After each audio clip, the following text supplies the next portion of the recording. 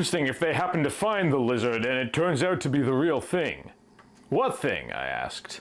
Rutherford had been reading the paper to himself. By way of reply, he handed me the paper, at the same time pointing to a headline carrying the information that scientists were on their way to Africa to search for a prehistoric monster seen by hunters in northern African swamp.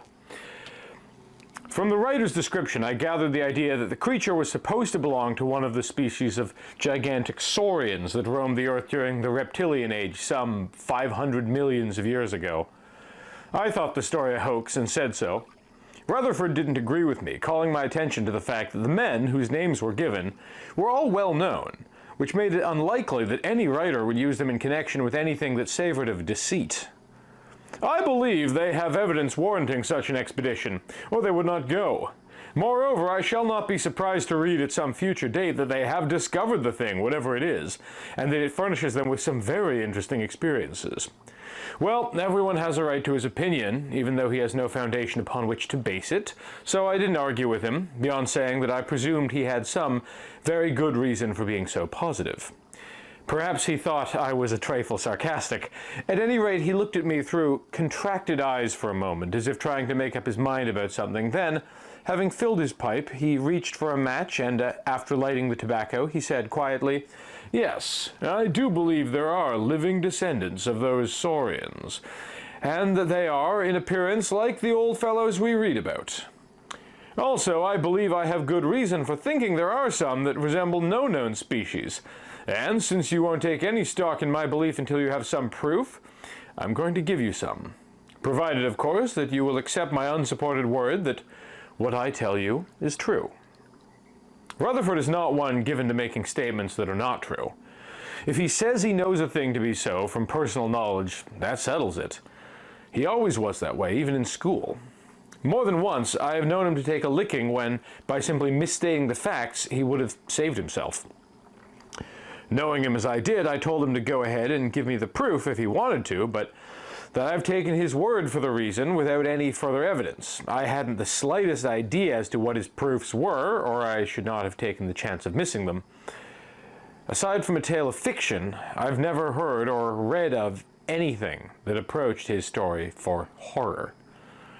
And the setting was perfect. Rutherford and I alone in the hunting lodge on the shore of a northern lake at night, with the November wind howling through the trees that surrounded the house on three sides, and driving torrents of rain and sleet against the windows and upon the shakes that cover the roof. An eerie night for an eerie tale. "I've never told this story before," he began, "because there is little chance of being thought anything but a liar. I've often wanted to tell it, though, and this moment seems very opportune. Every word is gospel truth. In this case, as in all others, cause and effect are operative," he began. "If I hadn't caught the flu in the winter of 1905, I should never have known anything about it. I had a pretty bad case of it, and only by the skin of my teeth did I manage to pull through. Even at that, I barely missed going west, for I was left with a lung complication that my doctor thought was a touch of TB. As soon as the weather permitted, he ordered me into the mountains for an indefinite time. Any place, he said, where there are lots of pine trees and clean air. It seems odd that out of all the familiar places on Earth which I might have chosen, I should have selected a place I had never heard of before, just because the name, when I read it on the route marked out in the railway timetable, reminded me of a little girl I used to like back in my school days. Maybe you will remember her, Elsie Hampton. She went to school with us back there in Stowe, Vermont. She lived back on the hill beyond the big house that Butler, the hotel man, built. You remember?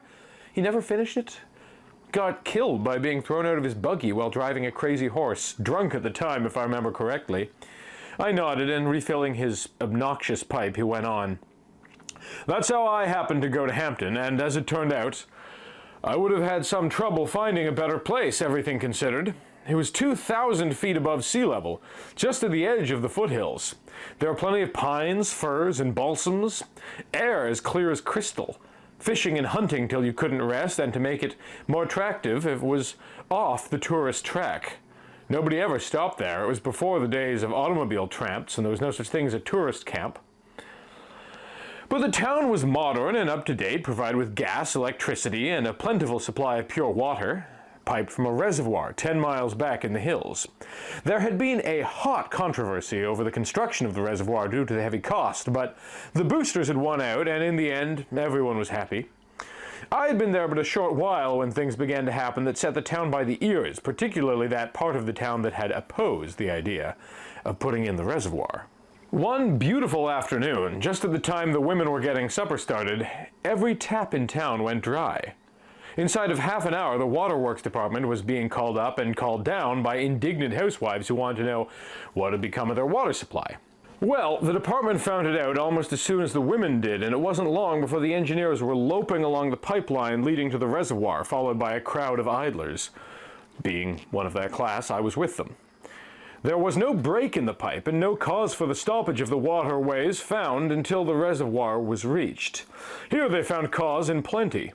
The huge artificial lake was dry, and the creek that fed it was pouring into a great hole in the center of the basin near the dam, and from the roar that issued forth, one could guess that the water was falling some distance. Ordinarily, a hole may be stopped up. This was more than a hole. A continuous stream of water of considerable size failed to fill it. Evidently, there was a cavern, or a number of caverns underneath the surface with outlets, possibly sufficiently large to carry away any overflow. There were two newspapers in Hampton. One backed up the boosters, while the other stood with the conservatives. And the reservoir incident furnished the rival papers with a plentiful supply of material for publication. As might be guessed, the conservative organ was mean and caustic. Of course, nobody could have foreseen such a catastrophe, for it amounted to that. The other paper tried to explain, and really did explain. The cause was entirely obvious. The creek, for at least that part of it that had passed over the spot where the hole now was, had flowed over the thin rock cover of an underground chamber, or chambers, of huge dimensions. In view of what occurred a year later, I believe there must have been at least two or more. This thin plate, or cover, had been strong enough to support the weight of the stream, but it was constantly growing thinner, and it was apparently not strong enough to bear the greater strain imposed upon it by the water in the reservoir. The conservative paper admitted this, but tried to convince its readers that the engineers should have known from the formation of the rocks that such an accident was liable to occur. And so they went at it hammer and tongs until, like a bolt from the clear blue sky, came another phenomenal occurrence. This, I suppose, might have been anticipated, although I don't see how. A man by the name of Wilson owned a large farm that abutted upon the creek. In fact, a part of the lake formed by the reservoir encroached upon Wilson's property and would have covered a large part of it were it not for a retaining wall that had been built to keep the water back. This wall ran from a point near the upstream end of the reservoir to within 100 feet of the dam. The remaining space was filled by a sort of mound, rising some 15 feet or more above the surface of the water at high level. This mound was very much like a turtle's shell in shape, 100 feet in length, about 50 feet wide at its base. I mention the mound at this point in the story because it played an important part in a later incident, and I want you to remember the details. One morning, while the principal topic of conversation was still the reservoir cave-in, Wilson came into town, all head up. Winding up into the mayor's office, he sprung a sensation upon that official by declaring that his farm had sunk out of sight. This was, to be sure, a mean and unusual trick for a farm to play upon its owner, and the mayor was both astonished and sympathetic. Wilson didn't want sympathy, he wanted damages, which put an entirely different light on the story. At first, the mayor thought Wilson was crazy, but he soon changed his mind and, calling in the county attorney, asked Wilson to tell the story in detail. Wilson said that he'd been aroused from sleep by a strange noise, a sort of tearing sound mixed with a great roar, and upon getting up and going to his window, which faced the reservoir, he'd seen a great gush of water spurting up through the hole in its bed, and that a few moments later there had been another tearing, crashing noise, and all his best garden land had broken away from higher and less valuable land and dropped plumb out of sight. He was still standing open-mouthed at the window when there came another explosion, followed by a tearing noise, and a great chasm appeared in the northern end of the depression into which his farm had sunk, and through this came a rushing volume of water. By this time, Wilson said he thought he'd better put on some clothes and investigate. Continuing, he said that when he reached the side of the cave-in, he saw that it was rapidly being filled with water that came pouring into it through the rent in the upper end. He'd watched until morning, when the water, having reached a point a few inches below the firm edge of his remaining land, had ceased to rise, and he concluded it had gone as high as it ever would. At first he was mystified, but at last decided that his misfortune was due to the cave-in of the reservoir, the water having washed the underpinning from beneath his property. Well, both the mayor and the county attorney agreed with him, forgetting in the excitement induced by the fantastic story that Wilson was there to secure damages. Of course, the mayor couldn't do anything for Wilson, and the county attorney, seeing no better way out of the tangle, advised the man to get a lawyer and bring suit. The case didn't come to trial, not then, for the city figured a way out of the trouble into which the cave-in had drawn it. Analysis showed that the water in the newly formed lake was the same water the city had been getting from the reservoir, and so an appraiser fixed a valuation upon the sunken property that satisfied Wilson, and this settled, preparations were begun to connect up the lake with the pipeline. But the chain of unusual happenings was not yet at an end. The day before Wilson was to receive the money for his land, water began to flow through the hundreds of taps that had been left open since they ran dry. An investigation revealed the fact that the reservoir had begun to fill up again, and as soon as the news reached the county attorney's office, payment to Wilson was held up, pending such a time as might be needed to show whether or not the reservoir would fill and remain full. When it became apparent that there was to be no more trouble with the water supply, the city called the deal off. Wilson then took his case into court and lost. He carried it up on an appeal and lost again, the higher court sustaining the law and justifying itself in so doing by stating that what had occurred was an act of God for which the city was not liable. During the trial, I became acquainted with Wilson, and afterwards he invited me out to his place. I was glad to go with him, for his invitation carried with it the assurance of better conditions of living for me, for I had been unable to secure suitable quarters in any of the farm homes outside of Hampton. I conjectured that if Wilson's place suited my fancy, I could very likely make arrangements with him which would enable me to remain at his place indefinitely. I did succeed in doing so, and who knows but that I might have met with the same unpleasant experience he did, had not fate willed it otherwise. Adventure, like romance, lies just around the corner. One does not need to go to Africa, as these scientists are doing, in order to find adventure, any more than is necessary to go to Europe for romance. And the adventure ahead of me that summer day, as I sat in Wilson's rattling flivver en route to his place, was very real. No other man ever lived through an experience more bizarre, more horrible, than the one that was waiting for me at Wilson's place. It didn't take us long to cover the distance between Hampton and the farm, which, even with most of the tillable land underwater, was a beautiful place.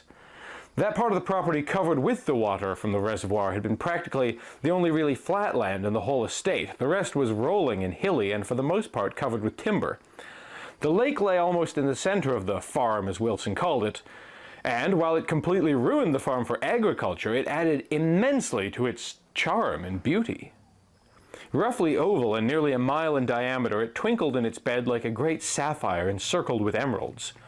Owing to its depth, which according to Wilson's estimate was something about 500 feet, the water would remain cold always, which made it an ideal place for any trout which entered from the creek to live and breed in. I said as much to Wilson that evening after supper. Evidently he had never thought of such a thing. His mind was centered upon his loss. He mulled the thing over in his mind for a moment, and as the possibilities of such a proposition grew upon him, he said, "If that danged lake had fish in it, I wouldn't take any price you could name for it. I could get more out of the water then than I ever got out of the land and still own it." And I knew he was right.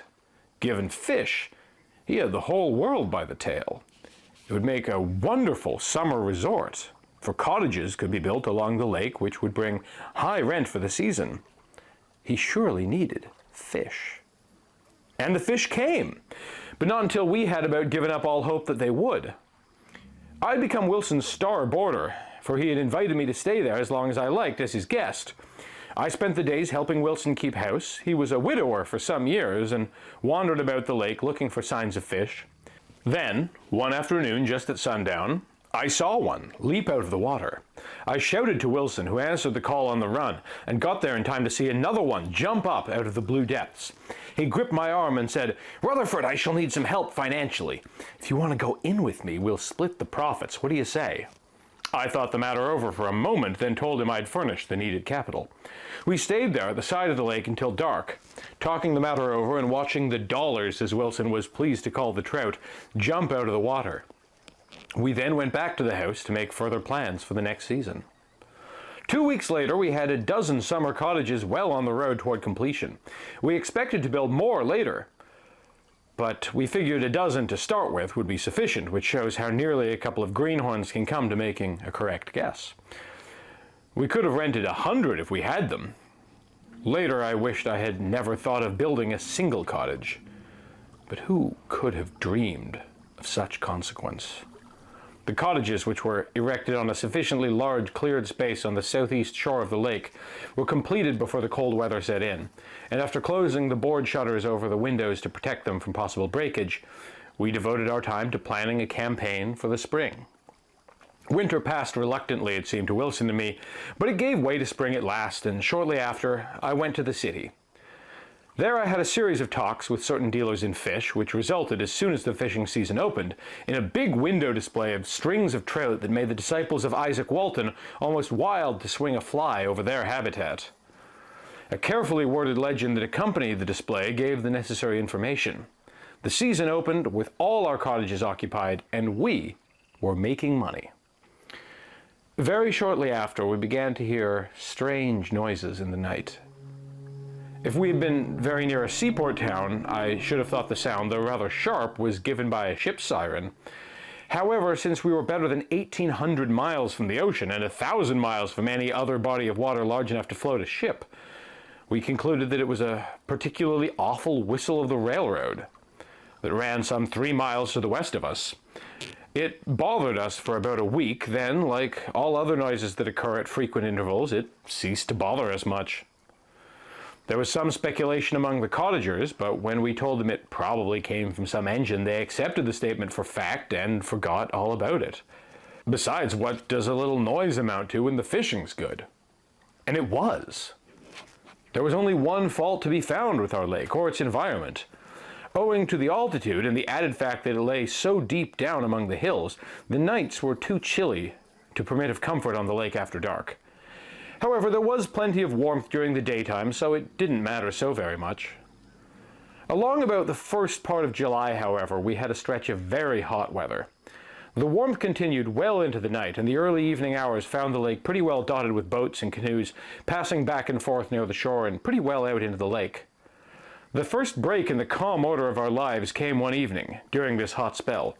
Wilson and I were down at the lake cleaning some trout we had caught. It was about 8 or a little later, and it was getting dark rapidly. We had practically no twilight. We had just finished our job when a long, agonizing scream, as one in mortal anguish, came vibrating over the lake from some point down in the southwestern corner. Dropping our fish, Wilson and I ran down to the shore in the direction of the cottages, only to find all the women and a couple of men huddled in a frightened group down by the shore. In reply to our queries, one of the men said that the scream came from young Barnaby, who with his father and mother occupied one of the cottages. As it chanced, no one had been out on the lake except the young man. All the other men, with the exception of the 2 who were on the shore when we got there, were in Hampton, laying in more supplies. When his mother called to young Barnaby to come in, he answered he would be back in a few moments, but for some unearthly reason had started toward the deepening darkness of the western shore. The boy's mother had remained on the cottage porch, following the lad with a mother's anxious eyes as he paddled away into the shadows. The 2 men, also watching from the shore, commented upon the boy's whim. Up to this point there was perfect agreement. Then started differences of opinion as to what followed. One man said he was certain the boy had started to change ends in the canoe and had capsized it in so doing. His neighbor was equally certain that he had dimly seen the young man stand up in the canoe and with the paddle strike at something, and then suddenly pitch forward out of the canoe, screaming as he fell. All of this was told by the 2 men, while the 4 of us in 2 boats were racing toward the spot where the boy was last seen. Although the man who declared the accident had been due to the boy's attempt to change ends still stuck to his opinion, I felt somehow that he was wrong. Barnaby was, I had been told, a crack swimmer, and considering that he must have been close to shore when he fell into the water, I was convinced that merely being capsized would hardly have elicited such a cry of agony. No, I felt, absolutely, that there had been some sort of an attack made upon him, and that he had tried to fight off the attacker, whoever or whatever it was, with his paddle, and that he had failed in the attempt. And as I tried to guess what sort of danger the unfortunate boy had faced, chills of horror went down my spine. So thoroughly convinced was I that something terrible had happened to Barnaby, and that he was beyond help, that the sight of his overturned canoe as we drew near it acted only as a sickening confirmation. Yet, knowing that it was useless, I urged a careful search, and with the others called his name again and again. They may have hoped. I did not. I merely knew the boy was dead. I kept my thoughts to myself, however, since voicing my suspicions would only make matters worse. It would be bad enough to believe her only son had been drowned, but I doubted whether her reason would bear the shock of the awful thing I had in mind. Wilson followed my example. Having no grappling irons, we would not drag the lake that night, but I told Mrs. Barnaby, who bore up remarkably well, that I would get some from Hampton in the morning. Hampton had none, so we had to devise them from clumsily made heavy rods and hooks. Young Barnaby's father wanted to go with us, but I prevailed upon him to remain with his wife. I felt it was best because, while I did not expect to recover the body, I realized the possibility of something very sinister, and I felt it would be better for him not to see what the irons might bring to the surface. Maybe he sensed something of my thought, for he consented at last to remain behind. We loaded the clumsy drag with the rope attached. I had brought 800 feet in order to make sure we had enough into the boat, and with Wilson at the oars, pulled over to the place where the accident occurred. We had some trouble getting the drag into the water owing to its awkward shape and weight, but we finally succeeded in lowering it. It seemed as if the drag would never reach bottom. 500 feet is a long way down. When finally the drag came to rest, I sat down in the stern of the boat and told Wilson to row slowly. He did. He did even better than that. He hardly moved at all. I thought the drag might have caught on some snag, but Wilson assured me that there was no such thing in the whole area of the lake. It required the combined efforts of 8 men, 2 to a boat, to pull that thing. We worked all day, dragging every foot of the lake within a radius of 700 yards from the spot where the boy went down. We found nothing that day, nor the next day, nor any day within the week of heartbreaking labor. It was labor lost, but it was necessary. There was no use running a risk of not only driving a mother and perhaps a father crazy, but of ruining our business. And of course, I might have been mistaken. The Barnaby cottage was vacant the day after we ceased to drag the lake, and it looked for a while as though the others might be too. But after talking the matter over, the occupants decided that it was only an accident. Sad indeed, but only too common, and since going back home would not help these parents to recover their boy, they might just as well try to forget it. So they stayed, and the vacant cottage was soon rented again. One thing, however, they didn't forget, that the accident happened in the evening. So although the warm spell continued, they kept off the lake after sundown. Nearly a month went by with no untoward happening. Even those night noises ceased, and I began to think I had let my imagination run wild, and that young Barnaby's death had been due to a simple capsize of his canoe.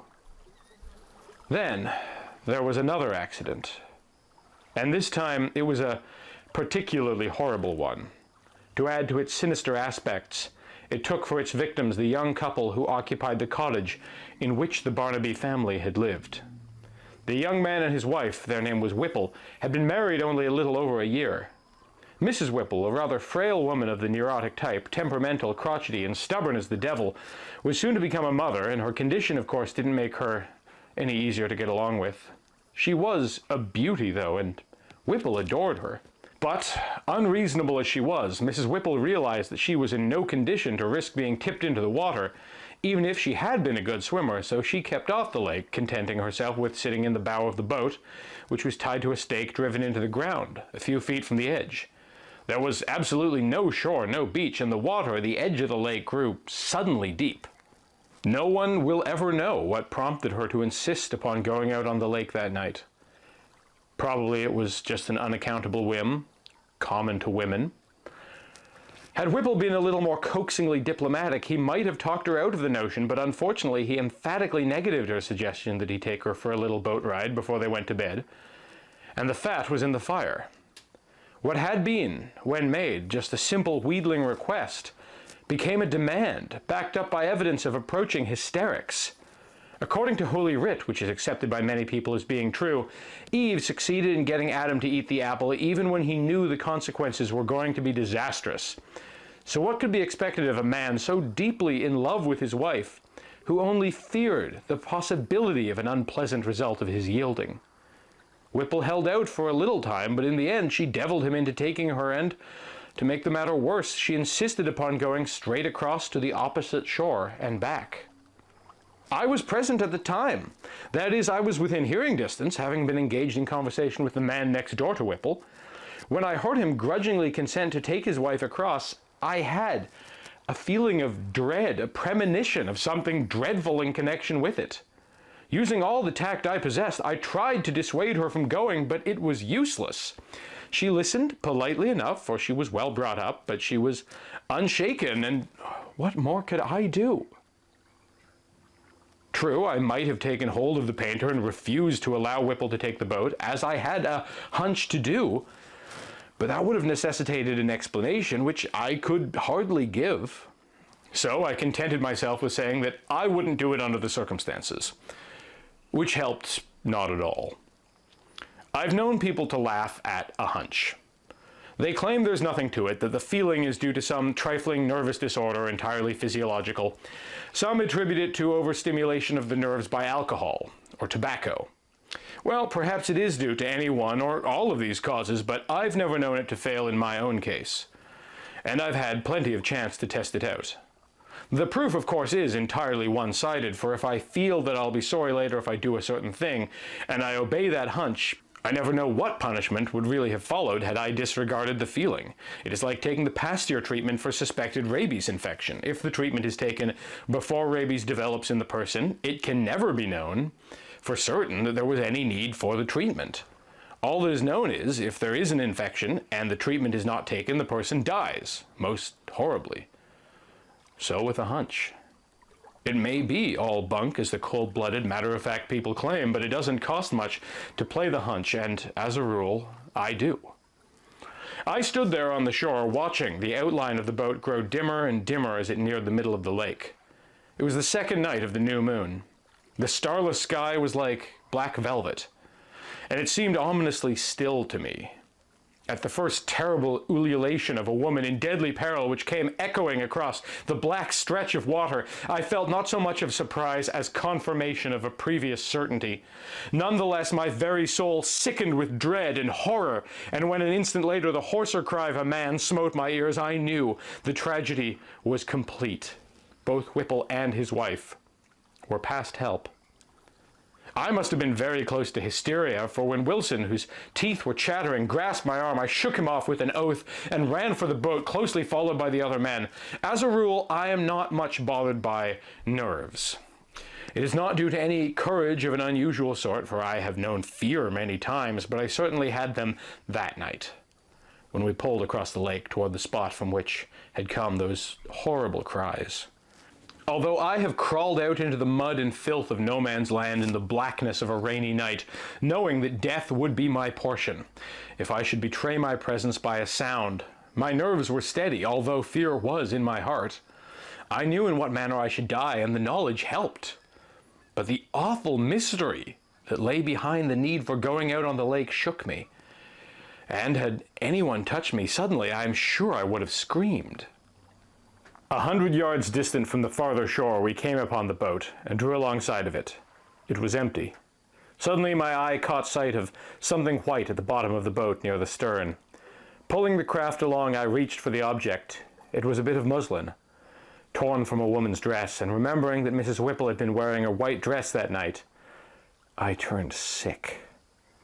When I lifted my hand from the gunwale of the boat, preparatory to beginning a search that I knew would be fruitless, I noticed that it felt sticky. It struck me as strange, since the boat had not been lately painted. I was about to dip my hand into the lake to wash it when a thought struck me. Lighting a match, for it was too dark to see anything clearly, I looked to see what had befouled my hand. It was blood. Wilson had been watching me, and as I hastily dipped my hand into the lake, with a shudder I could not prevent, he asked in the tone of one who dreads the answer, "Was that?" He didn't finish the question. I nodded, and I felt the boat quiver as a spasm of shaking seized him. We knew, but we continued to search, we and the others who had caught up with us. Although I was ignorant as to what it was that had brought about the death of 3 people, I was certain there was something sinister and terrible in that lake of ours. And I was afraid. When we dragged the lake, we found no bodies, and I knew there would be nothing left to find. This ended our enterprise. 1 week after the last accident found every cottage vacant, and no wonder. Not only were the women wrought up to the breaking point over the affair itself, but their nights were made hideous by their dreams and the infernal sound of that siren whistle or whatever it was, which grew increasingly worse. It was a heart-shaking sound.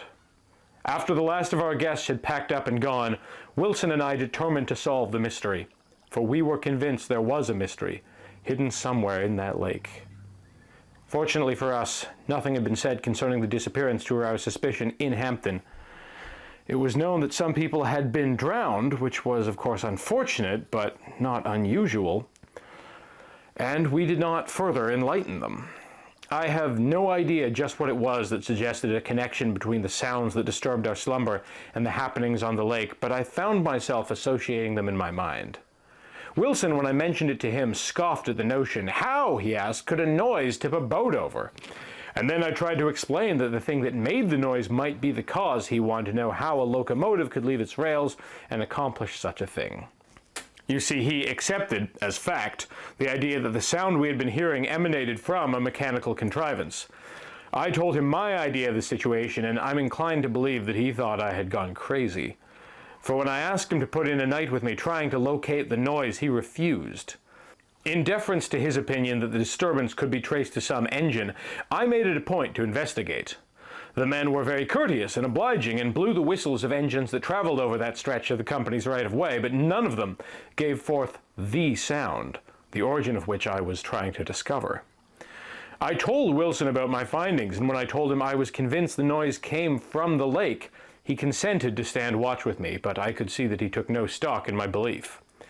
For 3 nights we watched, but heard nothing, and Wilson was ready to drop the matter. I had a hard time getting him to go out the 4th night, but grudgingly he came with me.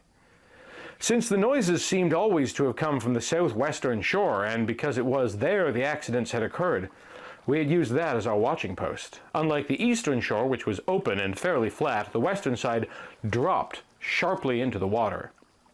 Some of the trees, their footing broken away by the cave-in, lay flat in the water, attached to the shore only by their roots, their branches obscuring considerably the nearer reaches of the lake. We found one tree, which had rooted a little farther back from the line of break, had therefore partly escaped the fate of its fellows. Held by its roots, it reached out over the water at an angle of some 20 degrees. It was a large conifer, and its tough branches with broken limbs placed across them afforded a safe and comfortable resting place, although being out over the lake and with nothing to break the wind, it was far from warm. As I have said already, the nights out there were cold. There were no dangerous land animals about, so we carried no arms, and I feel sure any arms we might have taken would have been useless against the creature we were hunting. So, with a packet of lunch and a thermos bottle of hot coffee, Wilson and I set out for our point of observation. The night was clear when we started from the house, but after an hour or so it began to thicken, and a mean cold drizzle set in. We were warmly dressed, however, so aside from the ordinary discomfort of damp skin, wherever it was exposed, we suffered none. It was, as nearly as I could judge, I didn't think of looking at my watch, about 10:30 o'clock, when I was aroused from a half-doze by an odd noise that I could not, for a moment, classify. It woke me up, however, and now fully alert, I waited for a repetition of the sound. I heard it again presently, and this time I recognized the sound. It was a grunt, a regular hog's grunt. If it differed in any respect from the familiar vocalizations one hears coming from the pig pens, I didn't realize it at the moment, although it did seem to be an unusually healthy grunt.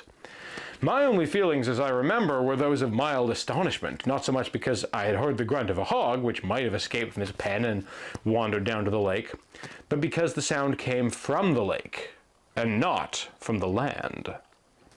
There is nothing in the sound of splashing water to scare one. Yet there by the lake, with the cold drizzle wetting my hands and face, I shivered when I heard that noise. Wilson, his back against a crotched branch, was fairly asleep, though he swore he wasn't, and I was in the act of waking him when, like a blast from the siren of an ocean liner, the most awful roar I ever heard tore through the night air, from out there in the darkness, nearly shattering my eardrums. It fairly brought me to my feet, and as for Wilson, if I had not been lucky enough to grab his coat as he was disappearing downward through the branches of the conifer, what happened to him later might have happened to him that night. I had only just recovered from my mental balance and got Wilson back to safety when it came again. And I knew it was the same screaming noise that I'd been hearing all the time, and I knew also that that noise was in some way responsible for the distressing disappearances of our tenants. And I knew that the originator of that sound was of enormous size. It would be difficult to adequately describe my feelings as I sat crouched there upon our none too secure platform, peering out into the black darkness, trying to discover what manner of creature it was that had given voice to that soul-shaking scream. Fear I knew, but there was something else beside fear. Something of unrecognized dread, perhaps a premonition of some dreadful occurrence. And when the splashing sound came nearer, I had to exercise great self-control to keep from backing out of the branches as quickly as possible and out of the neighborhood. And Wilson, I believe, was even worse off, for his teeth were chattering and he seemed dumb with fright. Then the splashing noise gave way to another sound, this time to a swishing, sucking sound, like that made by an oar, pulled forcibly through the water. Whatever that thing was, it was swimming, not like our ordinary animal swims by moving its legs, but rather after the manner of a seal, by paddling with flippers, and it was heading toward the north end of the lake. As the sound of its movements through the water came from directly in front of us, I dimly perceived, like a vague black shadow against a wall of blackness, a vast, undulating body. I could not make out its shape, for there was not light enough, but I knew it was enormous. And as I thought of it in connection with the terrible screams of those unfortunate men and that helpless woman, the muscles of my throat tightened and, I am not ashamed to admit it, tears filled my eyes. Wilson apparently had been following the same line of thought. He was almost unnerved and sat there picking at his fingers and repeating over and over, "Poor little woman, poor little woman." When I could stand it no longer, I shook him and made him shut up. When the last of the monster's shadow had passed, we painfully rose from our cramped position and crawled back to shore and started for home, around the north end of the lake, hoping to get another and perhaps clearer view of the monster. But we didn't catch sight of it again. Perhaps it changed its course, or more likely, had sought its hiding place. I'm not a drinking man, but when we reached the house and Wilson poured a stiff peg of liquor for himself, I asked him to give me one too. And we needed that drink if ever any drink was needed, for we were pretty badly shaken up. It was long past our usual bed hour, but we didn't feel very sleepy, although probably from force of habit I suggested turning in. Wilson, however, much to my secret delight, refused to take any chances of dreaming about that thing. "No, sir," he said. "I'm going to keep my clothes on and stay awake." So after another drink, we filled our pipes and prepared to wait for daylight. "What kind of a fish was that?" Wilson's question aroused me from the train of thought into which I had wandered, and my mind engaged, I replied, "An aquatic antique." This did not, of course, make things any clearer for him, so I asked if he knew anything about the history of the earth and the strange creatures that had lived upon it in ages long past. His knowledge was very limited, so drawing on my memory of lessons learned years before, I tried to answer his query in such a manner as to enable him to understand the probable meaning of what we had seen. So far as repeating what I had read was concerned, my task was simple, but any proper answer, that is, one that would cover what we had dimly glimpsed out there on the lake, required something more, and I was obliged to resort to deductive reasoning in order to supply it. Briefly, I told him that the age of the Earth was estimated to be between 860 million and a billion years, and that according to the age of the rocks, this great span of years was divided into ages, such as the Azoic, followed by the Paleozoic, Mesozoic, and Cenozoic. I told him that accepting the idea that roughly a billion years represented the Earth's age, the Mesozoic lay back from us some 500 million of years. Then I told him, as well as I could, what sort of monsters and giant reptiles inhabited the Earth and its water at the time. Then, in an effort to account for the monster in the lake, I drew upon my imagination. Perhaps I guessed wrongly, but I know of no other way, for there is no record, so far as I know, of any creature except some of the land species possibly that could equal in size the thing whose shadow we had seen. I'm inclined to believe that I was not far wrong, because it is common geological knowledge that vast continental changes were taking place at that remote time. And basing my conjecture upon that fact, I told him that during some of those tremendous upheavals, certain ones of the reptile family had, probably, been caught in some of the great caverns that were formed, and, unable to escape, had adapted themselves to their changed environment. True it was that this thing was different from any species known, but is it certain that all the reptiles that lived away back in those ages had been classified? I wasn't at all certain that they had been, so this creature might be a direct descendant of some distinct and unknown class. Or I thought it might be possible that reptile might be some sort of hybrid, bearing a composite resemblance to its ancient forebears. Why not? If you can crossbreed asses and horses, and get offspring which, though unmistakably different from either of its parents in all essential features, resembles both, why could not some similar sort of crossbreeding have occurred with members of the reptile family? All sorts of fossil remains of prehistoric reptiles have been discovered in North America, and those creatures, when alive, lived here. Moreover, America, it is known, is fairly honeycombed with caverns, some of enormous extent. Many have water in them, although not sufficient perhaps to accommodate a lizard as large as this particular one. Is it certain that all of the caverns have been discovered? Take this particular case for an example. When the bed of the reservoir caved in, where did the water go if not into some vast cavern or caverns? And had there not been such a cavern or caverns under the bed of the creek, would there have been any cave-in? Of course not. Following this line of deduction, I came to the conclusion that in the subterranean depths, this reptile, with perhaps many others, had been born, and since even a lizard cannot live in water that is entirely stagnant, inlets and outlets must have existed to keep the water at least comparatively fresh.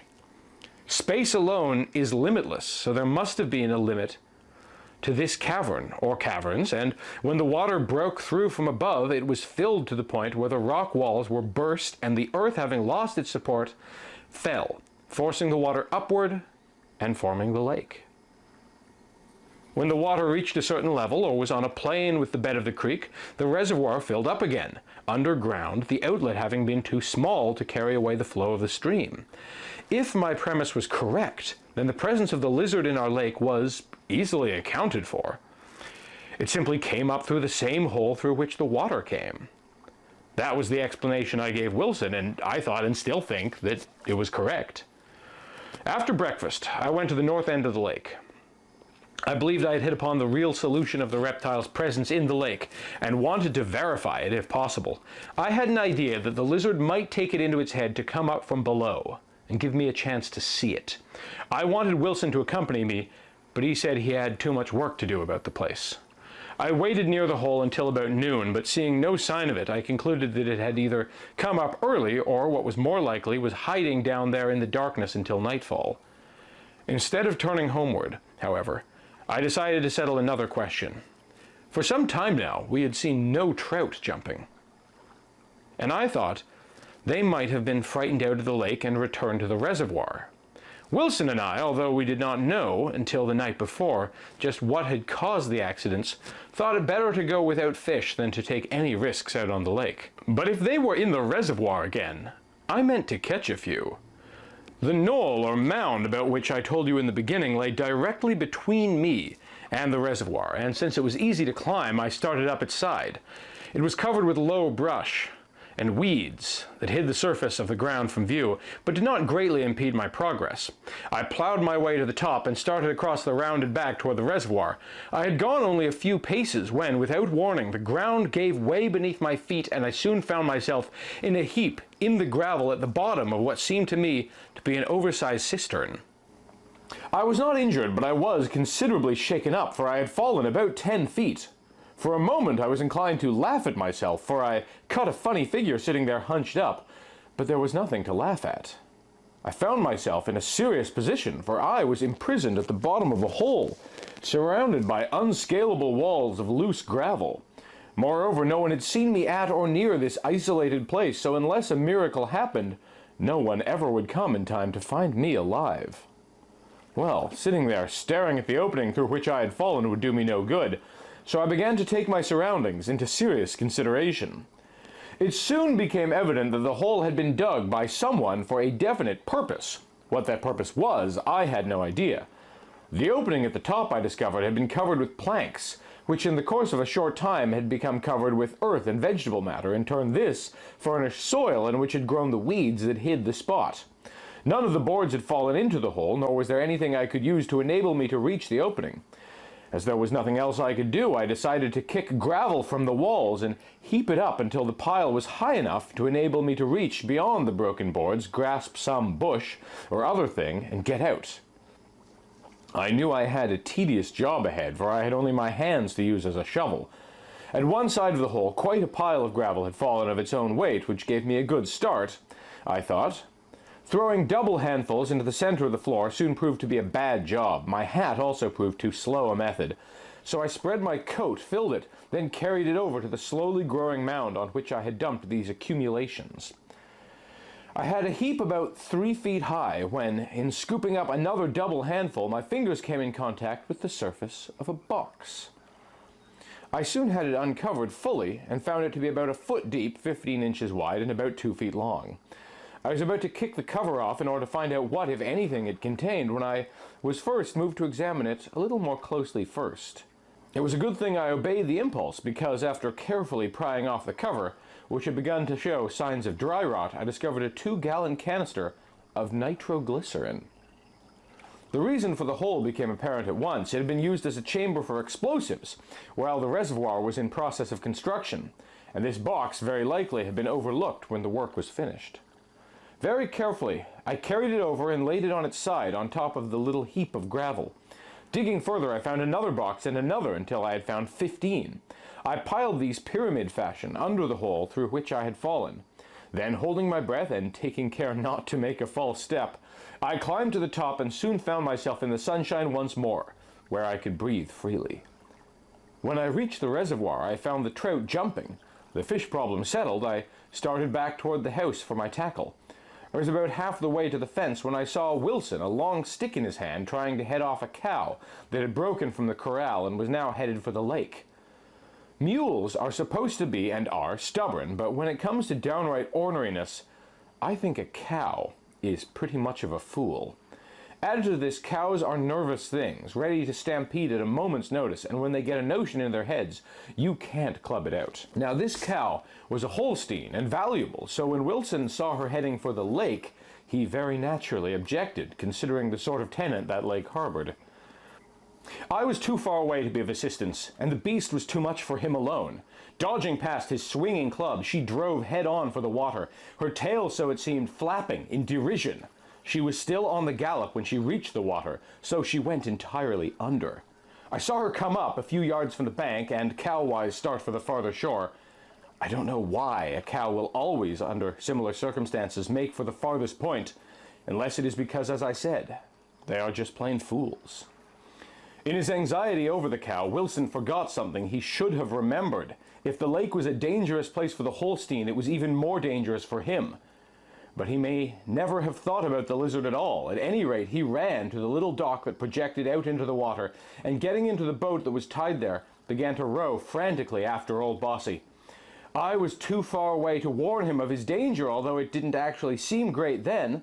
The lake, like a great blue gem bathed in the golden rays of the afternoon sun, suggested nothing further than dimpled beauty, made somewhat sinister by the knowledge that deep down in its sapphire depth there had been and might at the moment be a nameless and monstrous horror. I guess I have become a bit of a fatalist. It seems to me things are pretty much laid out for us from the beginning. We are supposed to be free moral agents according to the clergy, yet I wonder if we really are.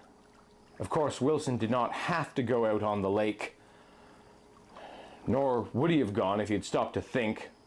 But blame can hardly be attached to him for not stopping to think. He never did.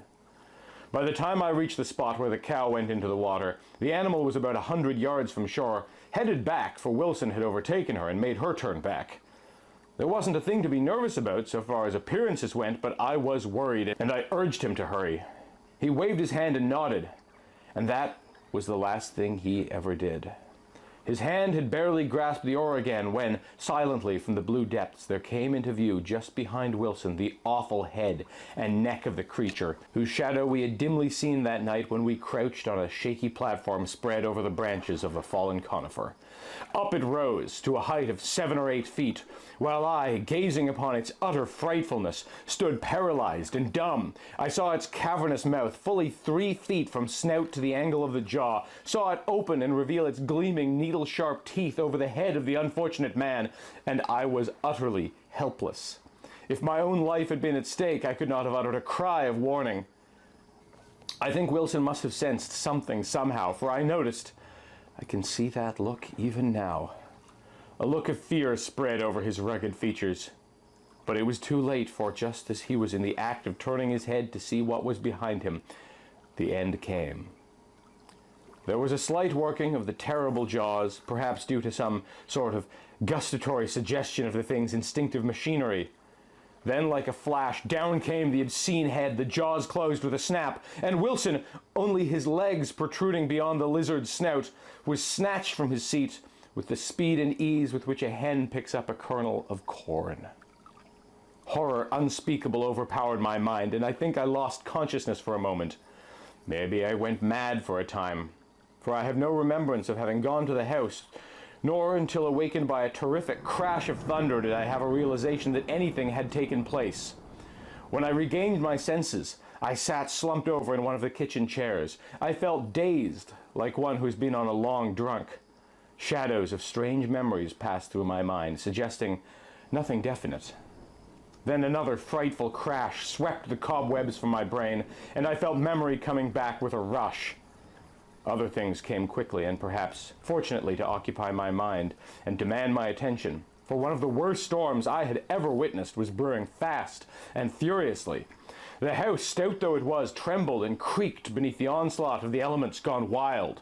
Getting up from the chair, I staggered to the window.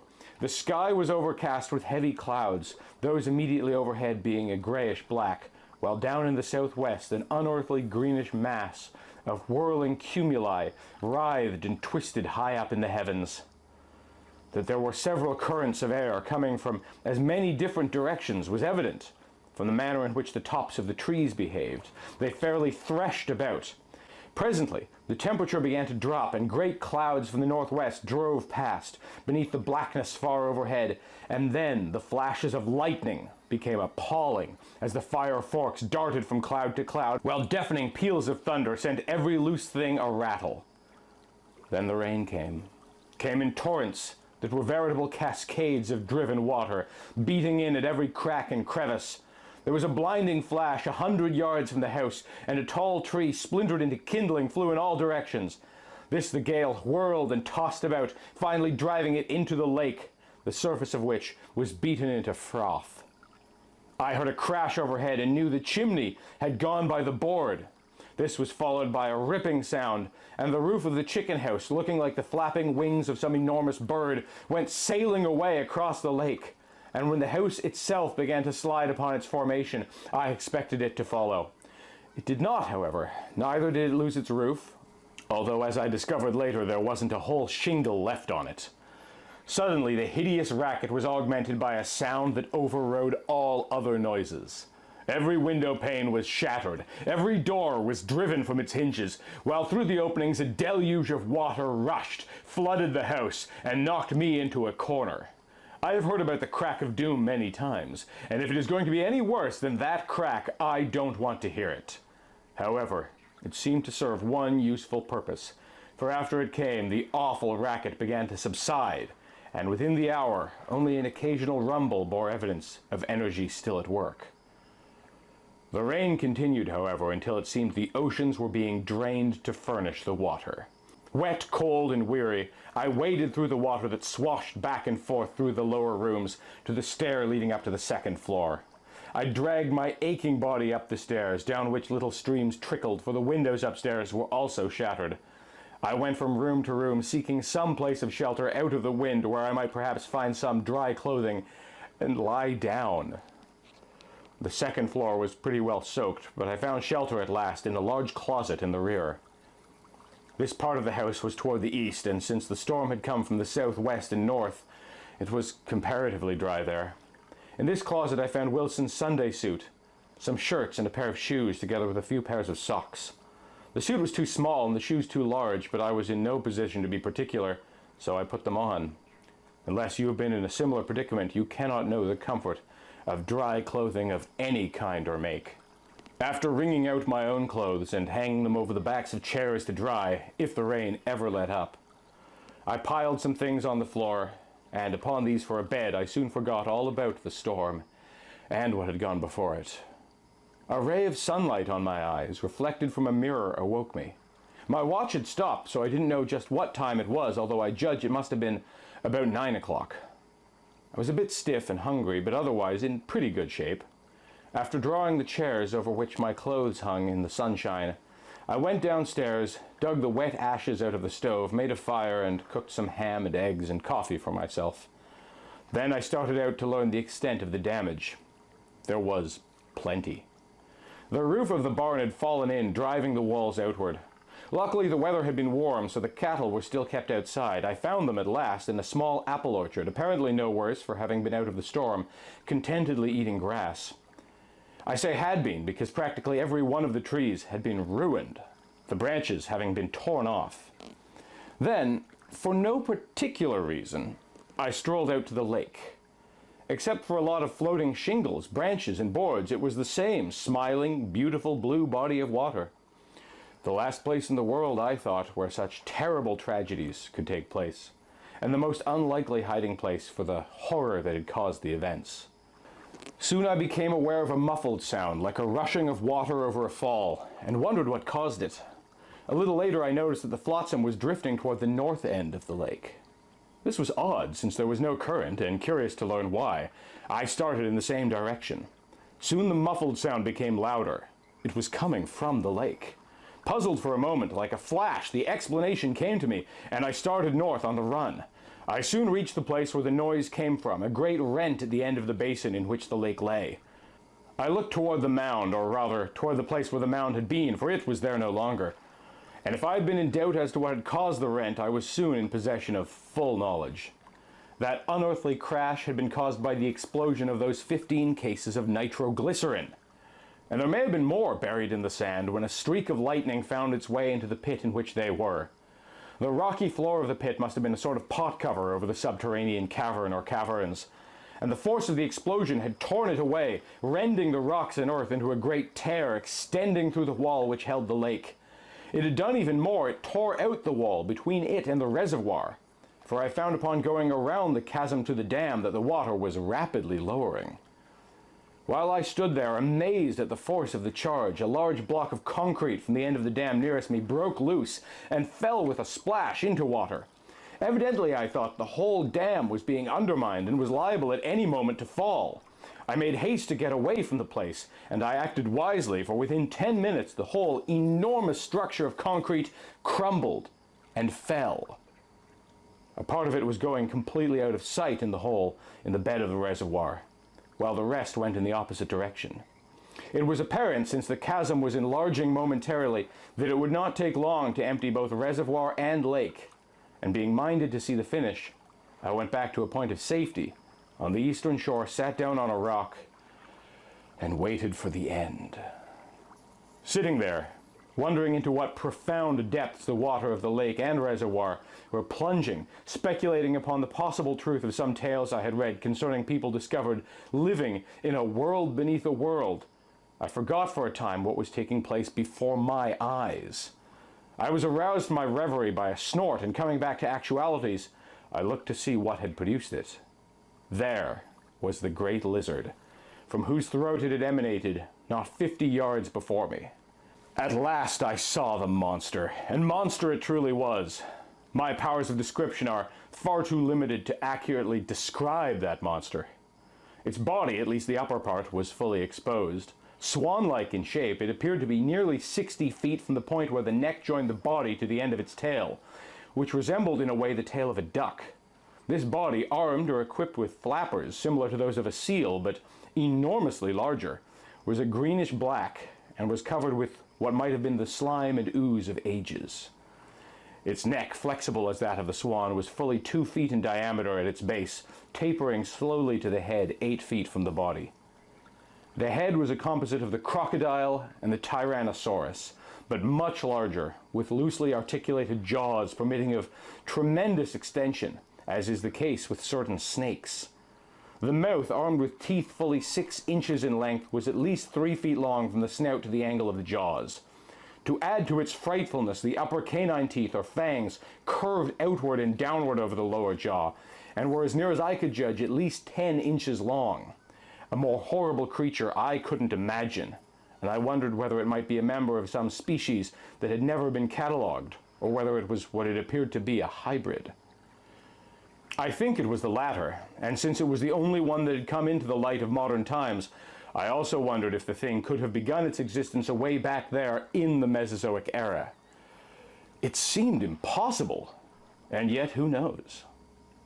At any rate, it certainly looked ancient enough to have been born long before creation began. Doubtless I thought there were others like it.